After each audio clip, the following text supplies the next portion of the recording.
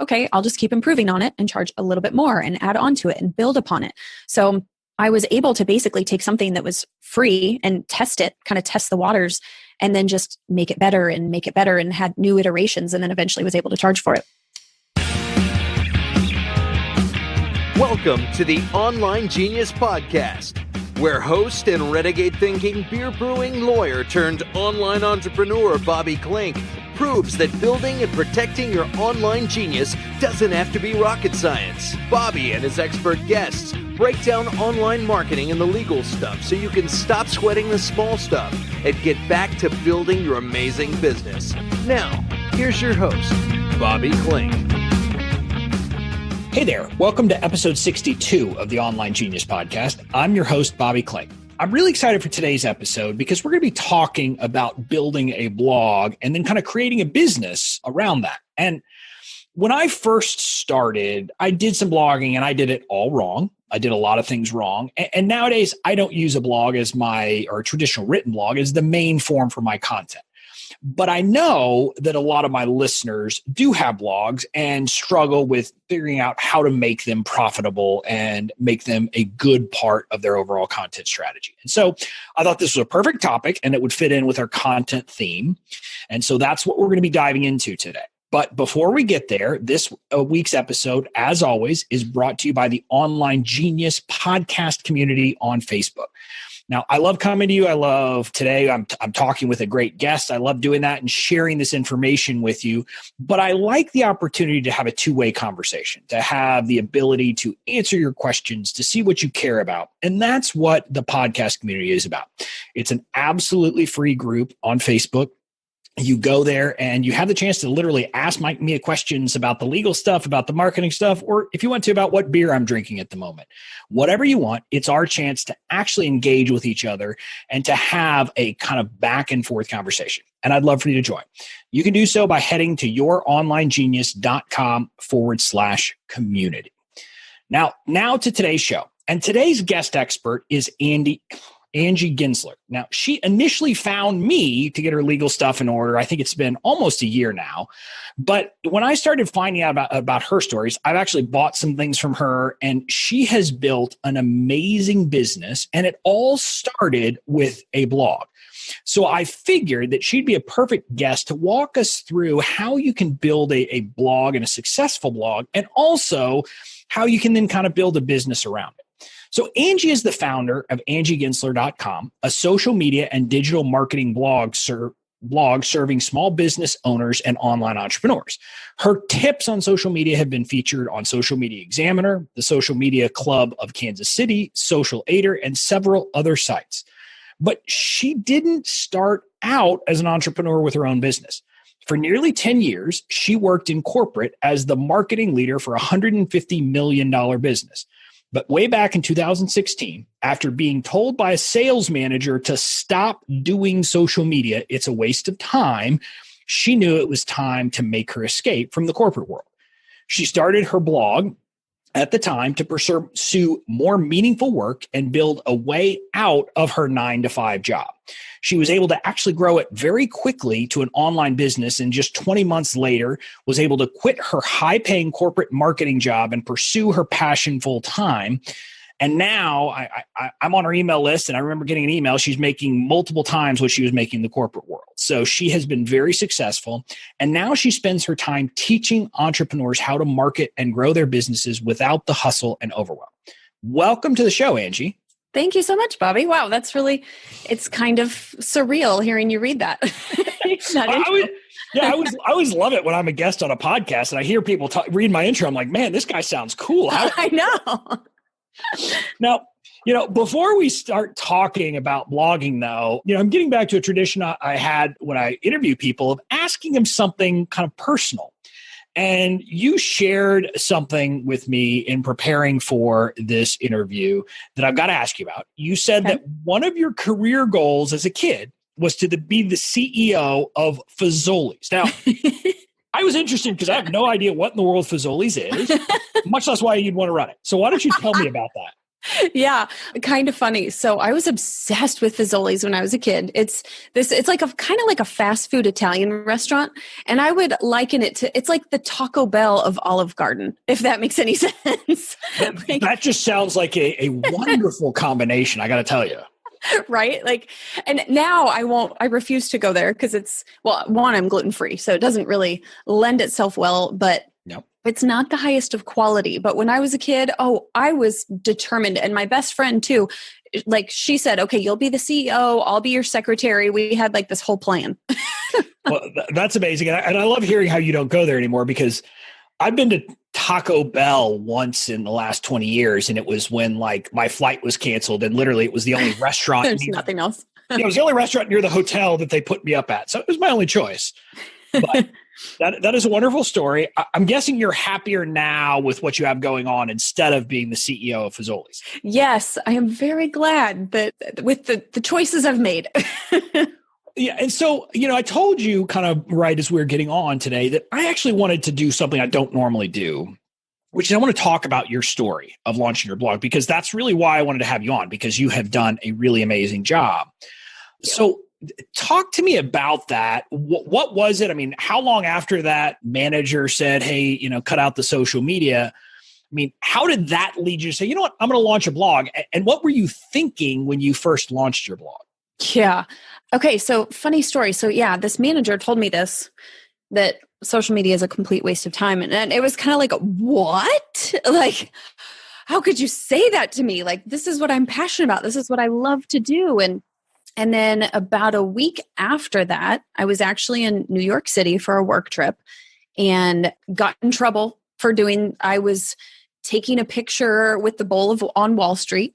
It was late at night and I decided I was going to grab the bull's balls and take a picture because that's the kind of woman I am. That's an interesting story.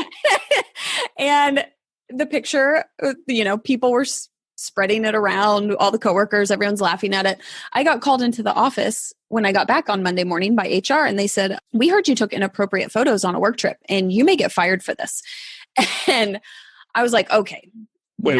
Let me stop you there. You were going to get fired for taking personal pictures on a work trip, they said? Yes, because, I was out with coworkers. It was like 10 o'clock at night. We were just roaming around the city.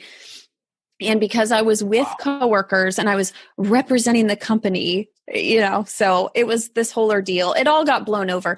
But at that time I realized, okay, so here I have a sales manager who's telling me to stop social media.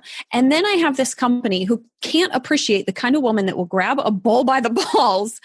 I don't belong here anymore.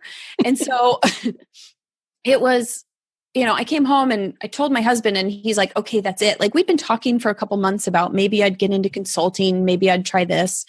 And that's kind of when we knew, okay, I need to do something. And that really sparked, probably 3 to 6 months of just researching. And so I just started digging in and trying to figure out, do I really want to start a consulting business? Do I want to do client work? What do I want to do? And my husband actually followed Pat Flynn at the time. And so he started introducing me to Pat Flynn and creating sources of passive income and blogging. And the more I dug into it, the more I was like, oh my gosh, like this is the perfect business model. This is what I want to do. And then of course that led us down this whole rabbit hole. And I think a lot of people get down this rabbit hole when they're thinking of starting a blog is, what do I name it? What's the topic? What do I blog about? And we finally settled on, why don't I just blog about what I know best and I'm really passionate about and social media. And so we finally settled on that in November. So this all happened, all the bull stuff happened back in July. So then November finally settled on a name. My husband and I just hit it really, really hard and built the whole blog and had my first 3 posts created, my lead magnet, everything, and then launched it a month later. Am I right? You were able to replace your corporate income within a year? No. So I was able to finally quit my job about 18 months later, but I still hadn't fully replaced my income at that time. Okay. We definitely took a leap of faith. It's funny because I kind of had like what you would call this quantum leap. So if anyone out there kind of does like mindset work, manifestation work, we definitely had a quantum leap in November, just a few months ago. And so I was kind of stuck in this holding pattern and working. And then all of a sudden everything just exploded. And I have now replaced my income many times over. So when you say quantum leap, I call that a hockey stick, basically. Yes. Yep. That's exactly it. Yep. So I had to go back to the beginning of that story. So you were working in marketing. Yep. At a company, and they said social media is a waste of time, right? Okay. Well, I guess to give a little perspective or a little context to it, it was a commercial HVAC company. So we were selling huge rooftop units, performance contracting to businesses, but LinkedIn was actually a really great source of leads. And so I was working with some of the younger account managers that were very involved in social media, and we were getting great results. And this sales manager was like, our customers aren't on social media. You're wasting your time. You need to focus on trade shows. And I was like, oh God, not more trade shows, please no. Well, I mean, look, at least I guess I can kind of understand the way of thinking. But yeah, you talk about that. That is a LinkedIn social media business. I think it's just understand what social media site you need to be on. So yes. Okay, so you mentioned, and I did love this, that a lot of people get hung up on the name. And I know you came up with a very creative name, right? Right.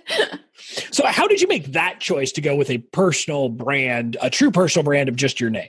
Mm-hmm. Yeah, well, it's funny because, gosh, we had so many other names, and I think we'd even bought a couple of domain names. I think the one that I was going to go with was called Social Perseverance. I think we bought it, and then it was like, then I was like, oh crap, can anybody even spell that?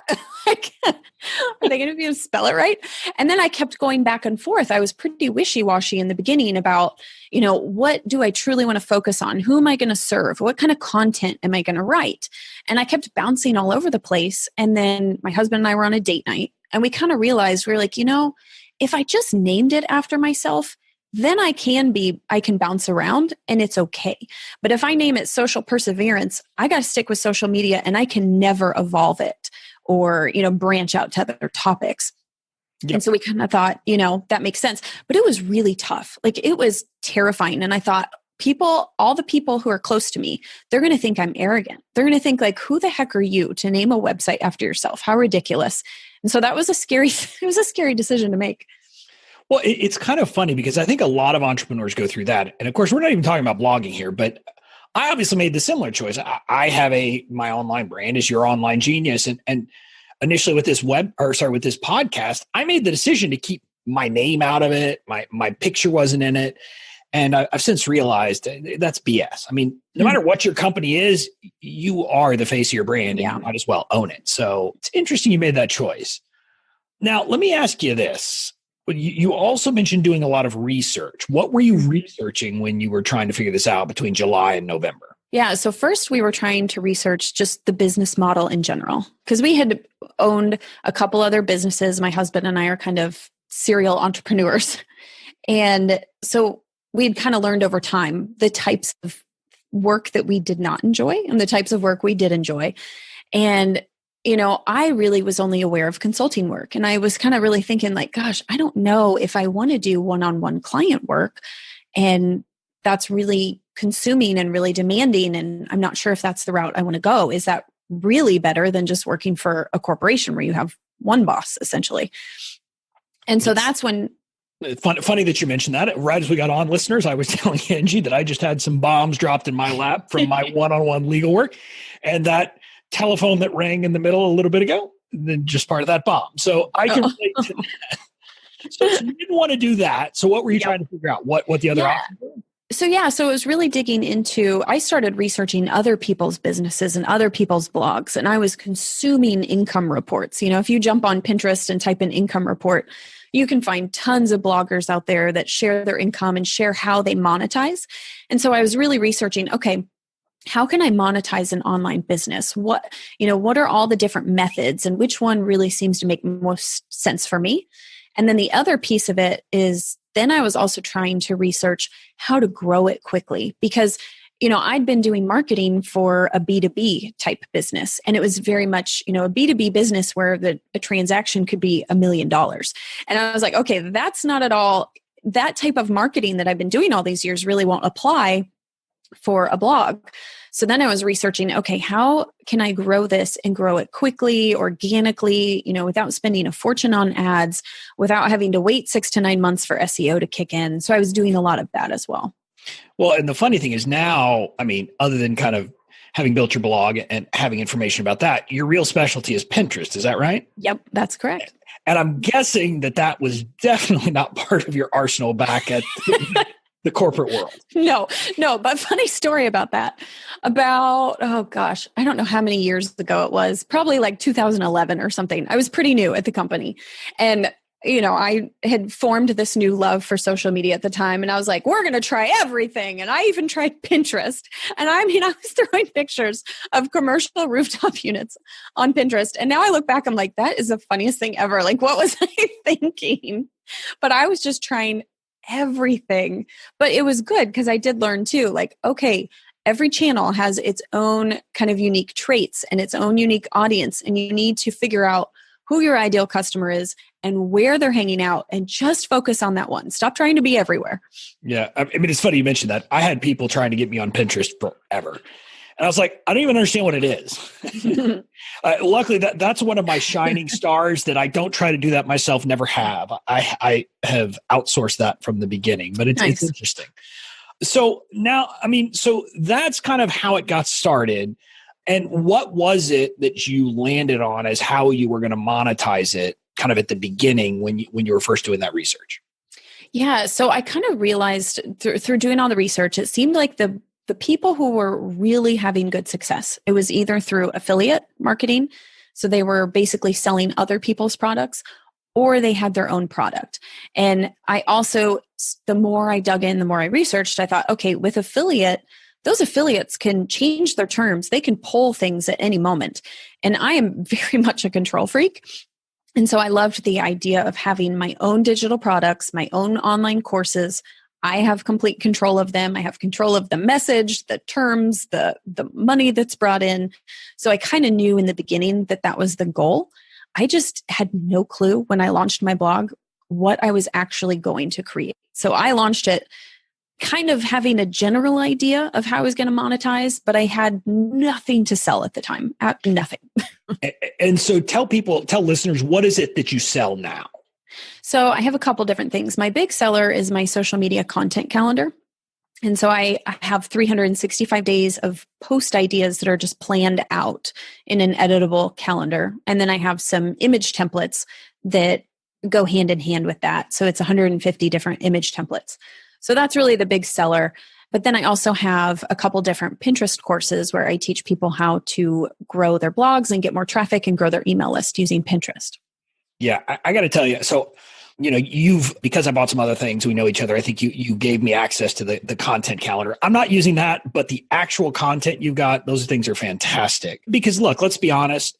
One of the things that I've been preaching to people lately is you want to be able to systematize things. And I think you'll agree with me on this, Angie. Much of what we do on social media should be very systematic, not take a lot of time, not take a lot of heavy lifting. Yep. Is that right? Yes. Yeah. And so basically what I'll tell you listeners, if you're looking for things like she has, I'm trying to remember what all is included. I think it's got quotes, questions, and then like holidays. Yep. Yeah. If you're looking for things like that, these things are fantastic. They're easy to edit. They are part of my social media strategy these days. Yay. That's great to hear. So I definitely love that. But now let's get back to what we're here for to talk about, which is your blog. How long did it take you to figure out what you were going to be selling?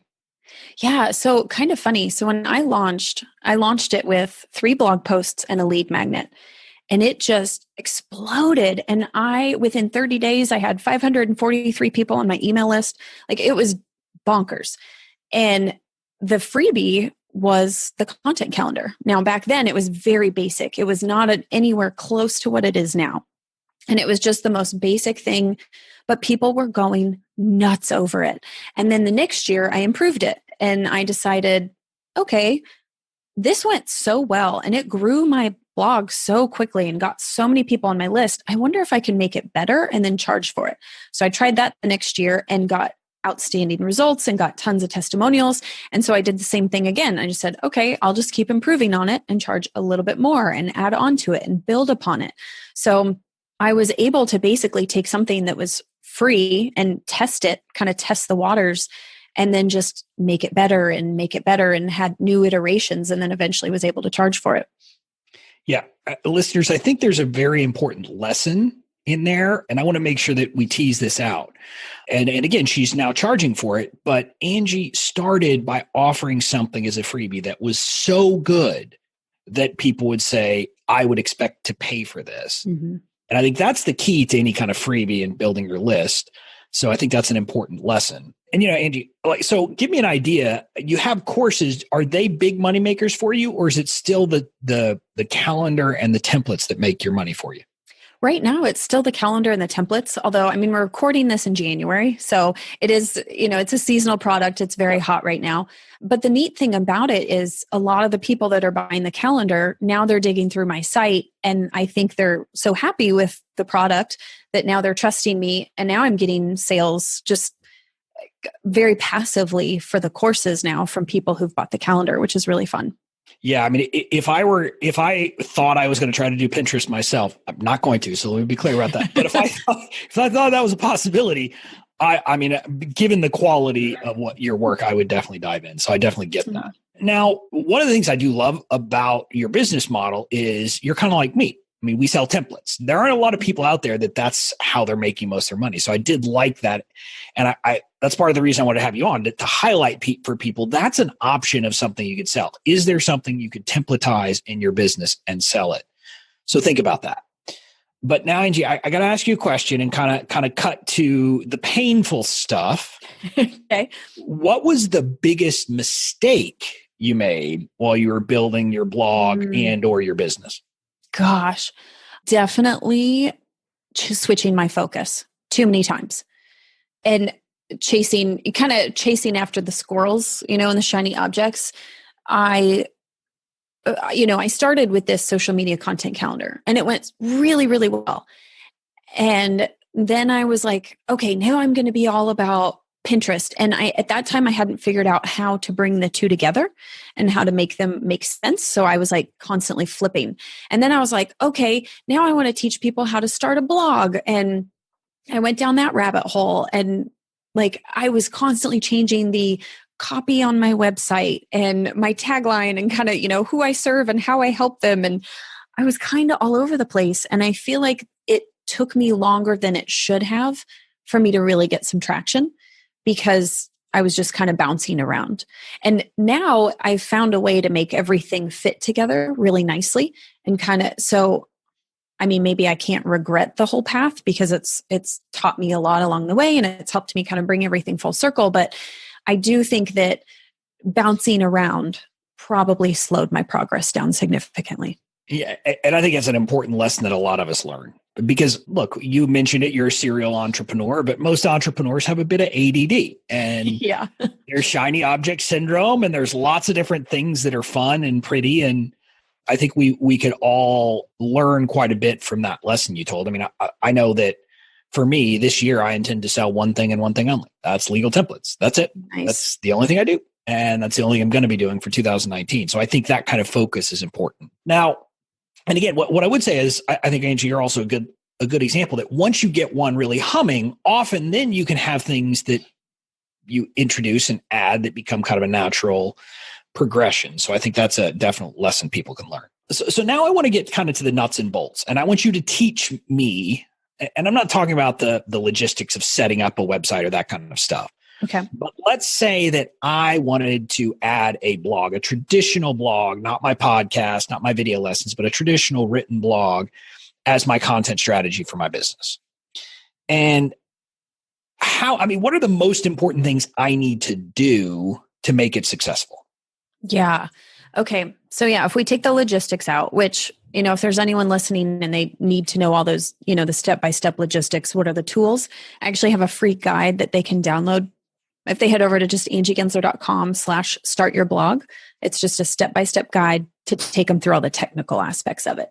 But I took a look at it. If you have questions about the technical stuff, it fits well. And by the way, listeners, it jives with what my website, I think it was last week we had, and Sammy talked about using Divi. Angie's going to suggest the exact same thing to you. So it's a useful guide. But again, I don't want to get bogged down in that. Let's talk about after that. Yeah. Okay. So we'll just keep it a little more high level. So the biggest thing that I see a lot of people making a mistake with their blog. So they create a blog and then the posts tend to be for them and about them. And when you're writing every blog post, I really want you to decide, what's the purpose of this post? What action do I want someone to take after reading this post? And if you don't have a clear action that you want them to take, then you really shouldn't be writing it. There's no purpose. You need to make sure you have a purpose to it. So if you have maybe 2 or 3 different lead magnets that you have available, you need to decide before you start this post, which lead magnet am I going to want to promote? And how can this blog post lead nicely into that lead magnet? How can I provide helpful information to the reader that then leads them on to the next step? Because otherwise you're kind of wasting your time, unfortunately, writing it. Because if you're not going to provide value that then leads them to the next step, what's the point? I love the brutal honesty here. It's kind of like I tell people, look, if someone gets mad about my emails, bye-bye. I don't really care. If you're going to get mad about me sending an email telling you I have a product to sell, okay. I mean, I'm in business. And the same thing Angie's telling you is that, look, we need to tie this into what it is that, you sell. And listeners, I think you'll remember when I did the episode about creating a content strategy, I said, you need to know what your pillar content or your hubs are going to be. Mm-hmm. And so ideally, I guess you would have a blog post, you would have a freebie that would fit with whatever kind of your different themes are. Is that the way you would suggest? Yep, exactly. That's exactly it. Or maybe you have one big freebie or 2 big freebies and you can kind of come up with kind of a pivot on each one. Yep, absolutely. Yep. And how about in the actual style, of writing, what are mistakes that people make when they're trying to write the actual blog posts? Yeah, so there's a few different things. So there's the formatting mistakes, where those are really easy fixes with the formatting. So I see a lot of people using big, long paragraphs with really small text. So make sure that your text is really big. And that sounds so simple, but it makes a difference, because if the text is tiny, it seems really overwhelming for people and they're going to bounce. They're going to move on. So you want big text, short paragraphs. So I've even made it where my paragraphs are 1 sentence. Even if the sentence is 2 words, it's its own paragraph. And it really helps the reader keep reading along. Use lots of bullets, lots of bolding, a bold and highlight, really important things that you want to show off. You could even do some little text boxes where you call out certain things. So just the formatting right there makes a big difference in how long someone will actually stay on your post and how far down they'll read.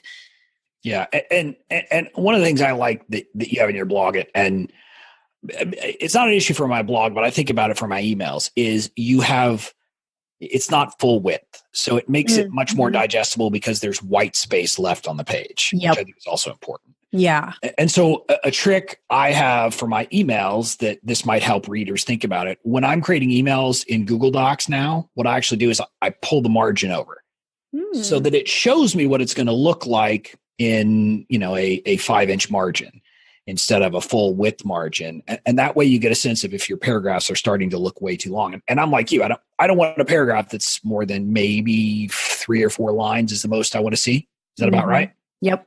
Okay. And how about, do my posts on my blog have to be, and a lot of yours are like this, do they need to be Neil Patel kind of posts that are, it's like a book that's on a blog? Yeah, so that's the other piece of it. I have found, so I've done a few different posts. I've got some really short kind of fluff posts that, back when I first began, I'm like, I just got to turn something out this week. What can I do? Oh, let's do a bunch of random quotes, So I have some of those. And then I also have the really massive, like you said, Neil Patel style. And I'm going to tell you, it's those really massive, long, in-depth book-like posts that continue to produce for me day after day after day. And they're the ones that start ranking in the search results and start bringing you the organic traffic. And I think I have probably 3 posts now on my site that bring the majority of the Google traffic for me. And those are the ones, that they're really in depth, put in a lot of effort. So I have personally found over time that I would rather spend, hours and hours writing a post, but then it's going to pay off for me years to come versus churning out a 200-300 word post. Well, and so let me ask you about this, because back when I was trying to blog instead of doing my podcast, I heard the concept of cornerstone content or pillar posts. Is that what you should still do? Let's say I have kind of 6 different content pillars. Should I have 6 marquee blog posts and everything is pointing back to those, or should I do multiple within each one of those pillars of content? So I feel like I should probably say, yeah, you should totally do that. But I'm going to be honest. I like to say I don't overthink things, but I think sometimes it's because I'm a driver and I just go so freaking fast and I move and I take so much action that I don't even really stop to think about those things. But, that is part of what I teach people is, what? Don't overthink it. Just take action, move quickly, churn out kick-ass work. You'll be fine. Yeah. And I think there's a very important lesson there, which is it's more important to be getting it done. It's got to be quality, but you don't have to worry about it being perfect every single time. Yeah. So how frequently are you putting things out there? So when I'm in the flow and I'm focused on the blog, I try to publish 1 a week. So 1 blog post a week. But right now with the calendar, so I'm in the season of really promoting the calendar real heavy. I have put a hold on all blog posts and I'm just doing YouTube videos. And so that's kind of another myth that I just want to bust is if people, I'm sure a lot of the listeners have heard that you have to post consistently. And if you don't publish once a week, you're going to let down your readers and you're going to let down Google and Google's going to start penalizing you. And that is absolutely not true. There may be some penalties that maybe I'm not realizing or noticing, but I'm still seeing an increase in my traffic every single week. Last year, I even did an experiment where I quit posting. I think I didn't publish an entire post for 3 months and my traffic continued to grow every single week. And so if you decide to start a blog, or maybe you have blogged and you need to take a hiatus to focus on a different promotion or a different project, don't freak out. It's fine. You can pick back up when you're ready to start again. Okay, that's it. I'm cutting that whole discussion out. I'm joking at you. I'll leave it in. Look, I'm a big proponent of regular, but I think the point is, try your best to be regular. Yes. But if you have to take off, but it shouldn't be, I post something, today and I don't know, maybe in 3 months I'll post something. And then maybe 4 months after that, I'll post something. You're never going to have success that way. So. Well, and you make a good point. That's actually a really good point because I do believe I'm with you that consistency is key. And, I even teach that too with social media. It's not about the time of day or the day of the week. It's about just being consistent and showing up every day and being consistent with it. And I think the same is with blogging, but I share that example and that kind of that myth busting because I just see so many people terrified to take any action, period, because they feel like, well, once I do it, I can never stop. And that's not necessarily true. Yeah, I think that makes sense. And one of the things I do like to tell people is, look, I would like to all my listeners to be producing regular weekly content. But if you're not ready for that, say I'm going to produce regular monthly content. And then you can move up to regular, bi-weekly or what? Yeah, bi-weekly, I guess, every other week. And get yourself into it. And again, if you have to take a break because, for example, something's happening in your life, you can do that. But the idea is you got to show up, regardless of what it is. I assume that you would agree you're not going to have success if I try to just say all of a sudden I just publish 57 blog posts in a matter of 2 weeks and then I quit. That's right? No, and you really won't have that. I'm sure they won't be that quality and you're not going to have time to promote them. Right. So let's talk about kind of the process then. What's the process for creating a quality piece? I mean, what kind of research are you doing? What are you thinking about in creating a blog post? Yeah. So first, I mean, the easiest is to always start with what problem do you currently experience? And have you found a solution to it? And that's where I started when I first began. It was just, what problem was I experiencing in my job and how did I solve it? So I wrote a big blog post providing that information, that solution. Another great way is if you already have some sort of business. Maybe you're a consultant or you have a service-based business and you get asked the same questions over and over and over by your clients. That's perfect content to write. If you don't have clients, then jump into Facebook groups. See what questions people are asking in the Facebook groups. Go out to just Google and start typing in your topic and see what other blog posts come up or other questions that maybe Google auto-populates. And you can do the same thing in Pinterest. You can go in the search bar and they'll kind of give you some suggestions. And so doing that kind of research really helps to get the wheels turning in your head and get the creative juices flowing. And once you start kind of digging into those different aspects, figuring out what are people struggling with, what questions are people asking, you'll start coming up with ideas for different blog posts that you can write. Yeah. And I'm going to be interviewing an SEO expert actually next week. As we record this next week, I'm interviewing someone. So I don't want to go too deep into SEO issues, but do you worry about those issues when you're coming up with your blog topic, or do you just assume, hey, if I'm answering good questions and providing good content, it'll take care of itself? Mm-hmm. So in the beginning, I did not worry as much about that. And I think I got pretty lucky, but then my husband started really digging into SEO. So he saw one of my posts was really taken off. And so he was like, okay, well, let's kind of capitalize on this. Let's see if we can get better. And so now when I do write a blog post, I send him the idea that I have. And I'm just like, okay, here's what I'm thinking. Here's what I think the headline should be. And then he digs in and does all the research. And then he'll come back to me and say, okay, here's a possible headline that I think you should use. And here's the keywords that I think you should throw in throughout the article. So now I write it with that in mind.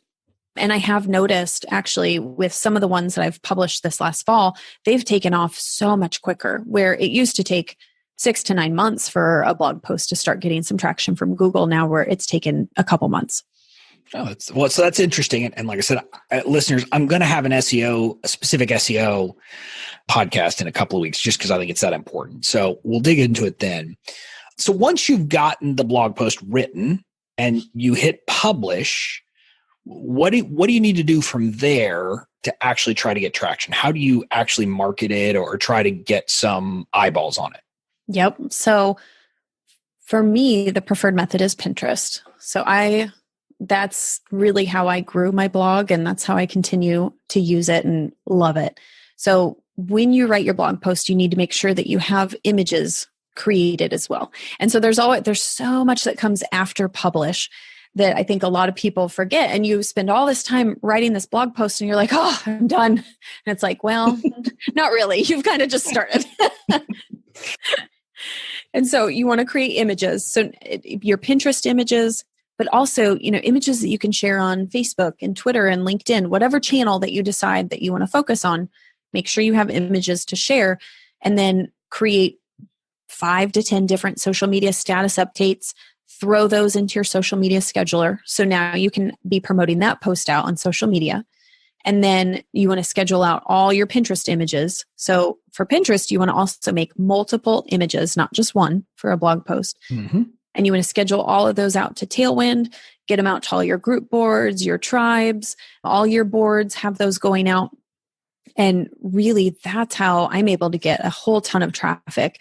But when you're scheduling them, you also have to use those same keywords. So when I do keyword research, so my husband does the keyword research for me for Google, well, then I'll go into Pinterest and also do keyword research to make sure that I'm putting the right descriptions on those pins so that they can actually get some search traffic and get some traction.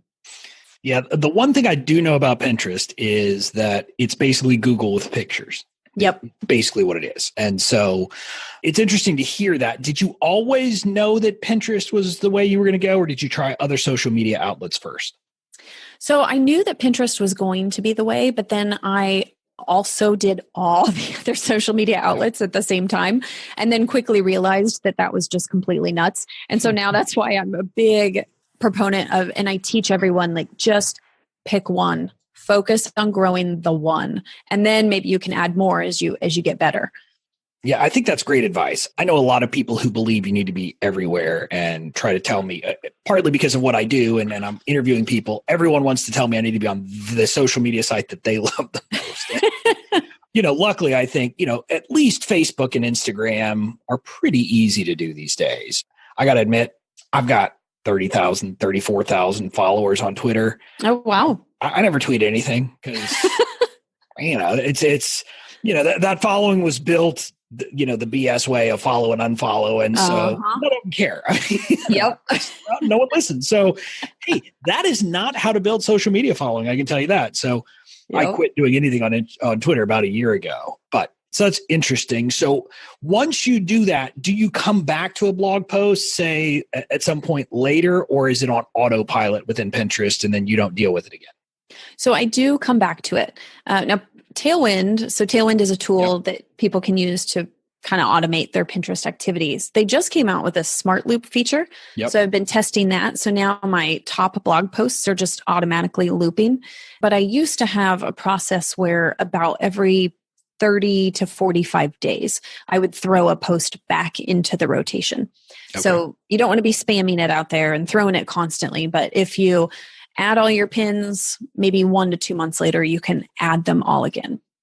And with smart loops, this is nothing to do with blogging, but Tailwinds will automatically do that for you, or Tailwind will automatically do that for you. You don't even have to worry about it. Yeah. So you have to set it up. There's a little bit of setup that you need to do. And you can put in some controls about like, these are the boards I want it to go to. And I don't want it to, be repinned after so many days. And so there's all these parameters you can set, but then after that, you just let it go and it runs automatically. Interesting.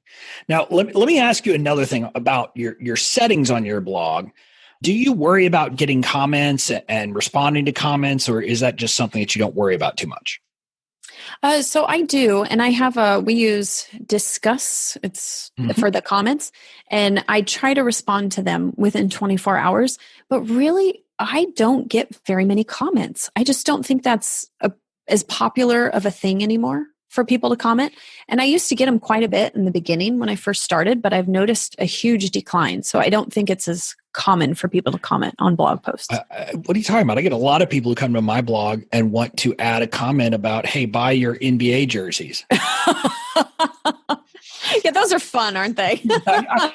Like every day I get at least like 3 emails. Oh my gosh. About like some kind of spam. And it's on my law firm blog post, which that's a whole nother story. This will probably, make you laugh. At some point I was like, okay, I need to have a blog, but I don't have time to do it. So I hired people, just outsourced the whole thing to write the blog posts. You can imagine how useful that was. But once you've done the promotion, everything else, and then you're monetizing, what are some ways that people could think about monetizing? Did you ever think about advertising or any more direct monetizing? So like having sponsored ads within the site? Sponsored posts or like, Google AdSense, where you literally have advertisements that are just served to visitors. Yep. Yeah. So it's funny. When I first started, I was so adamant against having those ads within my posts. And I don't really know why. I was like, I don't want other people's stuff on my site, and I don't want to direct people off of my website, and I'm not doing it. And, and I think I probably read something somewhere where you don't really make a whole lot anyway, and you're leading people off your site, which is all true, but I was so adamant against it. And then at one point I read someone's blog post where they were making a whole pile of money just from those. And then I was like, well, maybe it's not a bad idea. So it's still not a strategy that I employ, but I definitely think that for some people, depending on your niche, the type of content that you're creating, maybe you don't feel comfortable creating digital products on your own or online courses on your own. It's not a bad strategy. Yeah, I think that's right. I think, having, and again, I think it's different strokes for different folks. I mean, is your blog the main thing you want to do, or do you want to sell a product? And you kind of have to make some of those decisions. So that's definitely a choice you have to make. Now, is there anything else that I haven't asked you that I should have asked you about kind of creating a successful blog? That's a good question. Okay, so I do want to talk a little bit about email list. So we've talked a little bit about lead magnets, but I do think it's so important when starting a blog, and no matter what your monetization strategy is, I think it's so important to start your email list from day one and have some sort of lead magnet that offers an incentive. Because I see a lot of people that'll say like, join my newsletter. And it's like, nobody's going to sign up just for some vague random newsletter and they have no clue what they're going to get. Like you have to have some incentive, whether it's a discount off their first purchase or it's some sort of, like my content calendar, some sort of freebie that gives them value.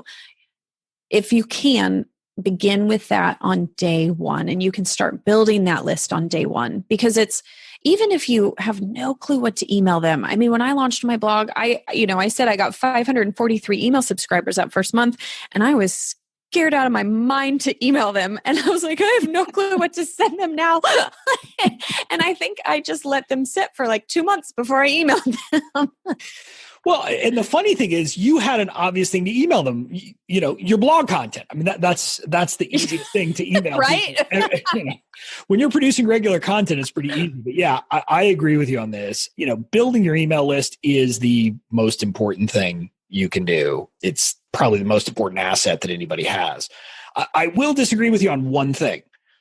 I agree with you that generally you shouldn't say subscribe to my newsletter, but I actually have people sometimes say, I don't want one of your freebies. Where do I just sign up for your email? Oh, interesting. It's people who follow me in Facebook groups and things like that. And so they want to just get on my list and they don't really need a freebie. So it may be useful to at least have a link you can send people to say, hey, if you just want to get on my list, here you go here. Yeah, that's a good point. Yeah, you could throw that in your footer or your sidebar or something. Yeah, but no, I agree. That should not be your primary call to action. It's an interesting thing that's happened to me recently a few times. And so I thought of it. Okay, so I agree with you on that. You should be building your email list from the get-go. If you haven't started doing that, listeners, I don't know how you can listen to me and not have started that yet, but you definitely need to. That is the most important thing you're going to do. And so Angie, I mean, I get your emails, but describe how you think about writing emails to your list now. Let's see. Typically, I always think about what value can I provide this week? And so I love to always have either a video tutorial or a blog post. I try to have some sort of content that I can give them in that email. And so I try to start every email with a little bit about me. So, and I try to keep it real brief. Some people, their emails are super, super in depth, but I try to keep that part brief, give them a little bit of value, a little bit of content, and then share some sort of paid product that will help them. And that was one thing that I was terrified to do in the beginning. And my husband used to always get after me and he'd say, why are you hiding your products? Why are you hiding this? Like, people want this, they need this, it's helpful to them. Stop hiding it. And I would lead people down these super in-depth funnels and I'd make it so complicated for them to find my products. And so now I keep them front and center, and nobody has once complained. Nobody has said like, how dare you share your products with us? Because I still focus on making sure that there's something helpful and valuable and free in there for them. But then I'm still saying, oh, by the way, do you also know about this? So that's kind of how I structure my emails. So I'm going to share something funny here. And, so listeners, if you're to the point that you just have a small list and haven't started building it yet, this may sound weird to you, but when you get a list that's any reasonable size, you will get spam complaints from people who signed up for your list who, I will literally get a spam complaint sometimes from some guy who signed up for my list yesterday and I send him something today. And they mark me as spam. But here's the funny thing, Angie. I get more spam complaints for my weekly emails about my podcast, just saying, hey, here's my podcast episode, go check it out, than I do for my promotional email. Oh my gosh, that's hilarious. Right. I'm like, and it's the same thing. I was so afraid for so long to send promotional emails. I was like, oh, I don't want to do that. I don't want, they won't like me. And then again, this is where I mentioned that thing earlier. At some point I said, wait a minute, if they're going to get mad when I send them something to buy from me, I don't care if they're on my email list. Right. Look, you're not my friends. Look, I want to be nice to you. I want to serve you, but ultimately I'm in business. And so I have to sell my product. So I think that's a really great tidbit you had there. And again, I think there's an interesting structure you shared there. So you said you start with something about yourself, you give some value, and then you have something. And I think it's similar. I try to do a hook of some sort, then a short story. Normally it makes fun of me, makes my wife look really good. Then I have a call to action of some sort. Mm-hmm. And so normally for me on my weekly content, it's just go check out my weekly podcast. But then in promotional, it's obviously whatever I'm promoting. So, yep. But your emails always have really good stories. So if there is anyone listening and you are not on Bobby's email list yet, you need to get on it because you tell really good stories. Well, it's good. It's very good when I get to just make fun of lawyers like myself all the time. That's a good thing to do. Now, Angie, this has been great, but we've been going for a while now. So I do want to ask you one last question, which is, I like to think of things that you can kind of do very quickly that you can get done, say in 5 minutes or maybe by the end of the week. What is one thing that you would suggest my listeners do, either to build their blog or just to become a better entrepreneur generally with that kind of parameter, a small bite-sized chunk thing they can do? I would say if they're wanting to start a blog by the weekend, I would say buy your domain name. So settle on a name. Don't get stuck in analysis paralysis. Buy the name and buy your hosting. Yep. Hey, those are very easy to do things. Yep. So listeners, if you're thinking about it or if you're thinking about launching something new, I think that's great things to do. Now, I'm not going to give you a whole long legal list. I'm just going to make very clear to you listeners, because I have to do this. When you start a blog or any website and you're collecting email addresses, you're going to need some legal documents on the bottom of your website. You need a privacy policy, a terms of use, and a disclaimer. If you need to get those, you can get them from me. If you're on my website, you'll find a little button that says template shop. You can get them there. Or you can learn more by joining my free academy, which you can join by going to youronlinegenius.com/academy. And with that, Angie, I want to say thank you. Where can my listeners get in touch with you? If they want to follow you, what is the best way for them to find you and get in touch and get into your world? Well, thank you for that. And thank you so much for having me. So they can find me over at angiegensler.com.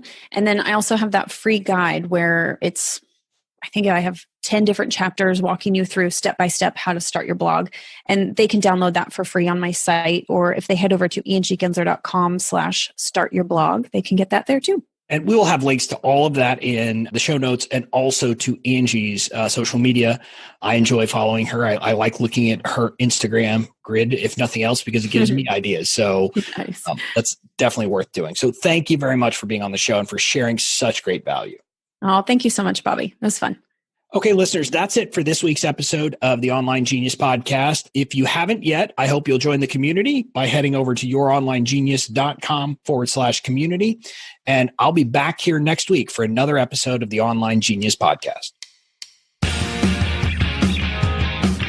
Thanks for listening to the Online Genius Podcast. Make sure to tune in next week for more great tips, tricks, and strategies to help you build and protect your online genius.